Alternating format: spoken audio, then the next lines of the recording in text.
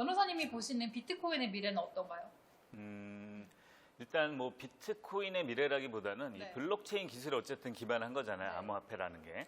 일단 저는 블록체인 기술 자체는 어떤 식으로든 쓰일 것 같아요. 쓰일 수밖에 없고 사회적으로 광범위하게 퍼져나갈 것 같아요. 그러니까 우리나라 옛날부터 현대까지의 이제 경제 변천사를 좀 살펴보면 네. 비용을 줄이는 게 되게 중요했단 말이에요. 뭐 수송 비용이라던가 그렇죠? 이동 비용이라던가 맞아요. 그게 경제적으로 줄어드는 게 굉장히 중요했는데 블록체인 기술을 활용하면은 기본적으로 이제 중개 기관이나 뭐 중앙에서 여러 가지 역할을 하는 기관들, 은행 같은 기관들이 필요가 없고 솔직히 그냥 만약에 극단적으로 얘기를 해보면 지금 은행이 버는 영업이익이 사회적으로 퍼져나가서 각 개인들이 누릴 수 있는 극단적으로 비교를 하잖아요. 네. 그런 형태까지 갈 수 있는 거거든요. 그러니까 한 사회에서 비용을 줄일 수 있다는 건 굉장히 큰 메리트이기 때문에 언젠가는 이 블록체인 기술로 인해서 조금씩 더 효율적인, 비용적으로 효율적인 사회로 이제 갈 수는 있을 것 같은데 네. 과연 그런 구체적인 모델들이 어떻게 형성될지는 이제 제가 뭐 기술자는 아니니까 네, 그렇죠? 그렇죠. 그런 부분 하여튼 저는 그렇게는 믿고 있습니다. 일단은 비용을 줄인다는 동기는 인류사에 있어서 굉장히 강력한 동기고 법률이 제정됨에 있어서도 비용을 줄이는 쪽으로 법 정비가 된다는 거는 엄청나게 강력한 방향성이었어요. 그렇기 때문에 저는 이 방향성이 틀어질 거라고 보진 않는데 다만 갈것 같아요, 그렇죠. 생각에. 시간 빠르고 느리고의 차이일 뿐이지. 저는 그렇게 생각하고 있습니다. 비용을 줄이는. 네네. 그러면은 4대 거래소를 뭐 감시하는 사람이 지금 현재는 없잖아요. 네네. 어떻게 생각하시는지?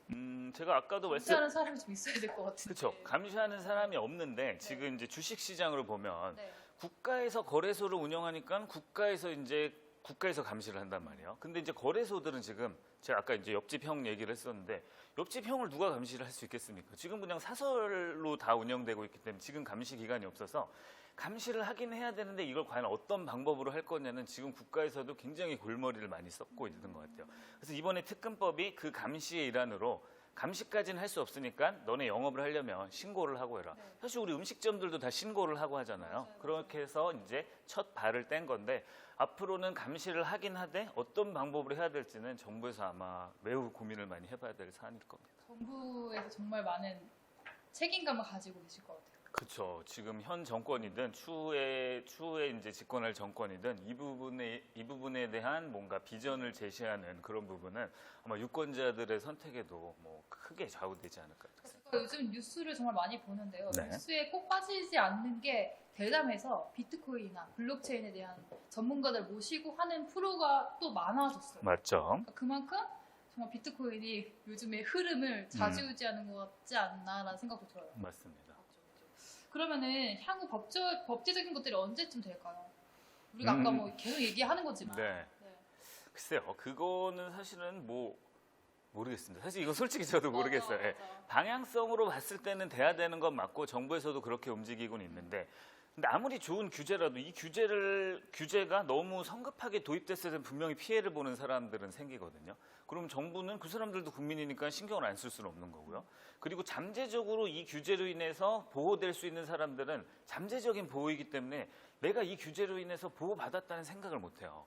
그렇기 때문에 어떤 규제가 들어섰을 때는 당장 피해 입은 사람들의 목소리가 클 수밖에 없단 말이에요. 근데 정부는 그런 거를 신경 안 쓸 수 없으니까 성급하게 바로바로 그 규제가 들어서지 못할 거예요. 특히 이제 또 대선도 얼마 남지 않았고 맞아요. 하기 때문에 여러 가지 규제가 되긴 될 겁니다. 근데 네. 언제 될지는 저도 모르겠네요. 최대한 빠르게 됐으면 좋겠어요. 비트코인을 안전하게 투자하는 방법이 있을까요? 암호화폐에 대해서 안전하게 투자하는 방법. 네. 제가 초기에 말씀드렸지만 지금 법과 관련해서 그냥 법적으로는 네.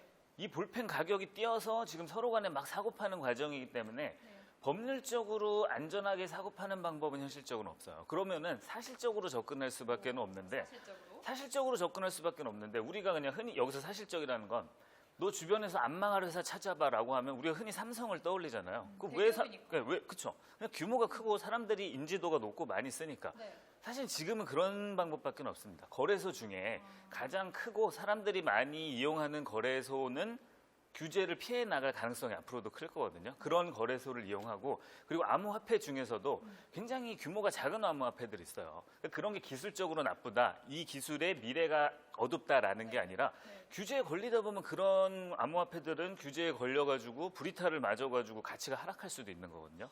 그러니까는 상대적으로 사실적으로 네. 주위에 많이 알려져 있고 인지도가 높은 그런 암호화폐에 투자하는 수밖에는 지금으로서는 방법이 없습니다. 주위에 많이 알려져 있고 인지도가 높은 암호화폐를 투자하는 게 지금 현재로서는 안전한 방법이다. 네, 그런 사실적인 면을 고려하실 수밖에 네. 없어요, 지금은. 그렇구나. 그럼 마지막 질문 드릴까요? 네. 암호화폐 시장에서 가장 핫하게 떠오르고 있는 메타버스가 있죠. 네네네. 그 메타버스란 무엇인가요?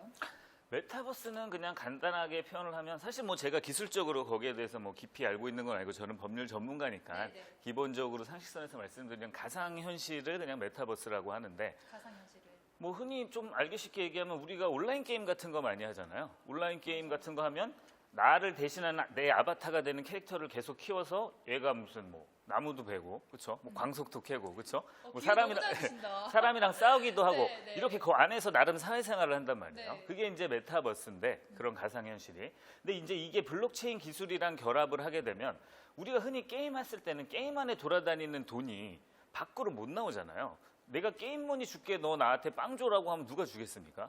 근데 이제 메타버스가 블록체인 기술과 결합이 되면 그런 것들이 가능해진다는 거예요. 그래서 가상현실 안에서 우리가 활동하는 것들이 실제로 현실에서도 가치를 가질 수 있게 된다는 점에서 메타버스가 이제 굉장히 중요한 거거든요. 메타버스 안에서 가상현실 안에서 우리가 했던 경제 행위나 그 안에서 주고받았던 화폐들이 그 안에서 비트코인이 오고 갈 수 있는 거거든요. 그렇죠, 맞아요. 그러면 그 안에서 서로 간에 비트코인을 주고받아서 그 안에서 경제적 이득을 보면 이 경제적 이득을 현실 세계로 그대로 가져올 수 있다는 거예요.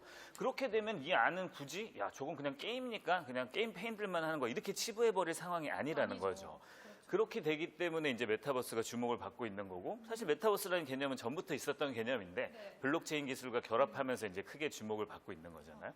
근데 이제 이렇게 되면 이렇게 명이 있으면 암도 있을 수밖에 없는데 그렇게 되면 그 안에서 옛날에는 누가 저한테 사기를 쳐서 그 게임 안에서 제 네. 가치 있는 볼펜을 가상 누가 안에서. 뺏어갔으면 옛날에는 아이씨 그래 내가 운이 없었다 하고 마는데 이제는 이게 비트코인이나 암호화폐로 환산이 되면 이게 범죄로 의유를 할 수 있을지 여부에 대해서도 또 판단을 해봐야 된단 말이에요. 그래서 그러네. 메타버스가 들어오면 아마 법률가들은 할 일이 굉장히 많을 겁니다. 뭐 그런 일이 생기진 않겠지만 가령 예를 들어서 뭐 그런 메타버스가 구현될지 모르겠지만 네.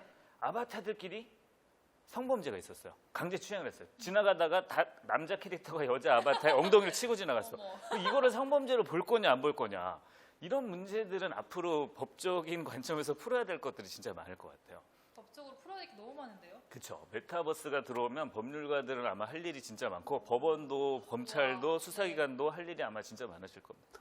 그러면은 기존의 메타버스가 또 있었잖아요. 네네. 기존의 메타버스와 달리 요즘 블록체인의 메타버스는 어떤 차이점이 있어요? 제일 큰 차이점은 메타버스 안에서 우리가 했던 여러 가지 사회활동, 네. 경제활동에 했던 것들이 블록체인 기술과 결합이 되면은 이거는 내가 했다는 기록이 반드시 남을 거고요. 네. 그리고 제일 중요한 건 그걸 것 같아요, 사회적으로.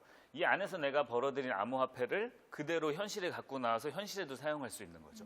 그러니까 진짜로 제가 뭐 투잡을 할 수도 있는 거고, 예, 진짜로 뭐 메타버스 안에서 제가 얻었던 경제적 이익을 바로 현실로 네.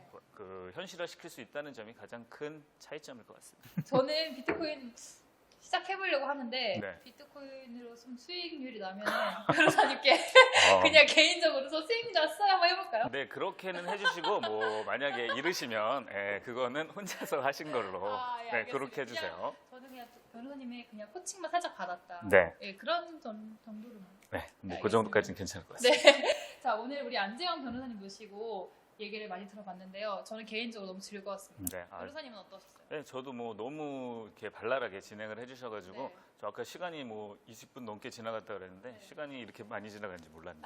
즐거우셨죠? 네, 즐거웠습니다. 변호사님 통해서 즐겁고 아주 유익한 정보들을 얻어가는 시간이 되었습니다. 저희 다음 시간에는 또 새로운 게스트 모시고 좋은 정보 알려드리도록 하겠습니다. 함께해 주신 변호사님 감사합니다. 감사합니다. 궁금하신 거 있으신가요? 네, 저한테나 잠깐만 왜 웃으시는 거예요? 그럼 뭘 물어봐야 돼요? 그럼 어디 사시냐고 물어봐야 돼요? 저 한번 생각해봐야겠네요. 뭐 제가 오히려 궁금한 게 뭐가 있어요?